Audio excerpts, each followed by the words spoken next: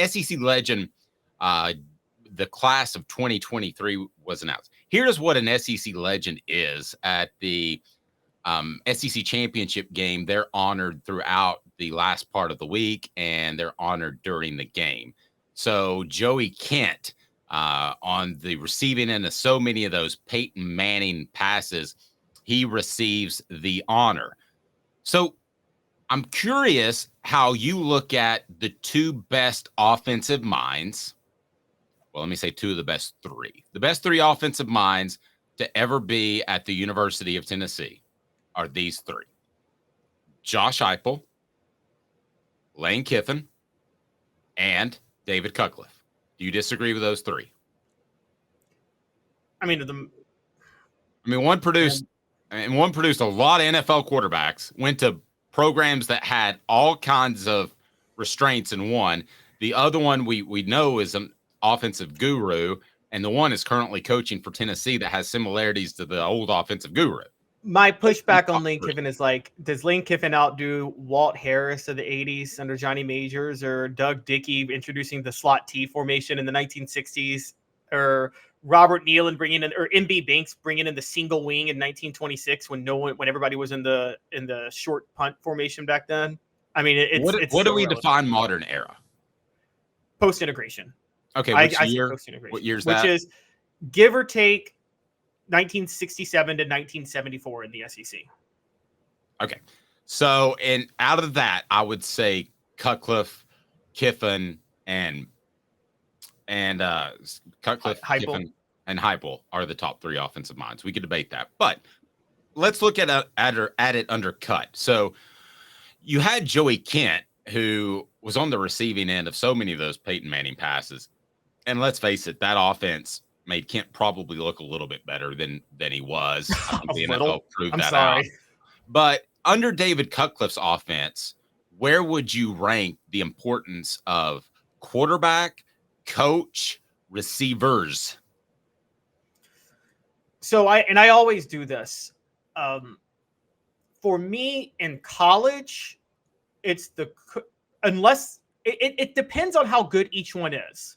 And so the reason I bring that up is, like, if Randy Moss is on your team, it's receiver number one, because you know this, Dave. Randy Moss is a transcendent receiver and can he made Dante Culpepper look like an NFL quarterback.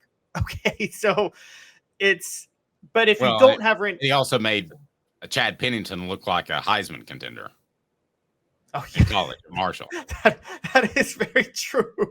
Friend of the program, Chad Pennington. So if you have a transcendent talent at receiver like that, all of a sudden receiver may move up. But unless you have a transcendent talent like that, generally in college, it's coach, quarterback, receiver.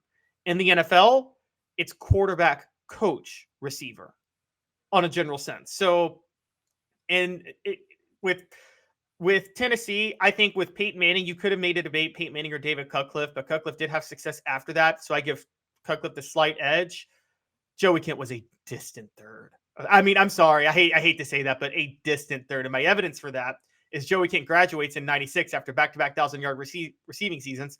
Marcus Nash comes in and just shatters Joey Kent's numbers in 1 year and has an even better year.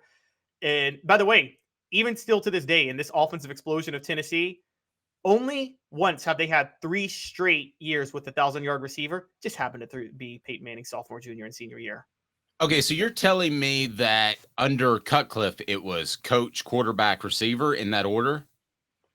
Yeah, I think it's always in college, coach, quarterback, receiver.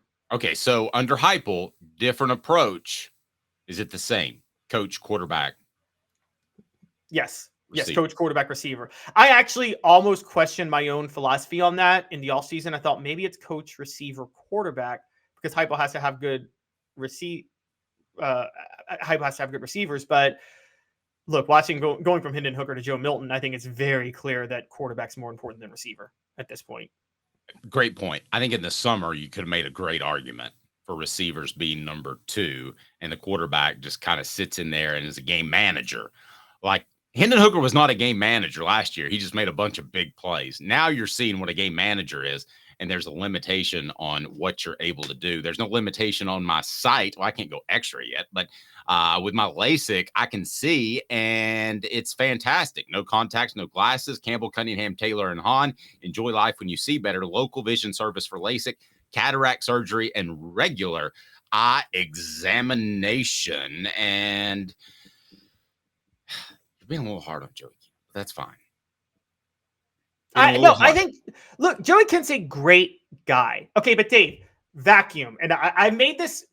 The reason I'm a little hard is because if you go through any blog, newspaper, whatever, subjective analysis ranking Tennessee receivers, and this is just a personal thing for me, because of the numbers, you see Marcus Nash and Joey Kent consistently ranked ahead of Peerless Price. My issue with that is that doesn't take into account who Peerless Price had him throwing him the ball when he was the number one receiver, and who Marcus Nash and Joey Kent had throwing them the ball when they were the number one receivers. Well, if you think either one of those guys are better than him, I just don't know what to say. But they're always consistently ranked ahead of him because of their production in college. But I'm like, their production was because of Peyton Manning throwing them the football. Yeah, so, I mean, Peerless Price is the best receiver of the 90s. Well, unless you want to get into those, I guess Pickens bled over, and some of those guys bled over to the early 90s. But for that run, Peerless was the best one. Hemp House, premier, just absolute incredible hemp dispensary online with a wide variety, great selection, and strict standards to ensure you only receive the best in CBD or Delta products. Use the promo code HOOKED.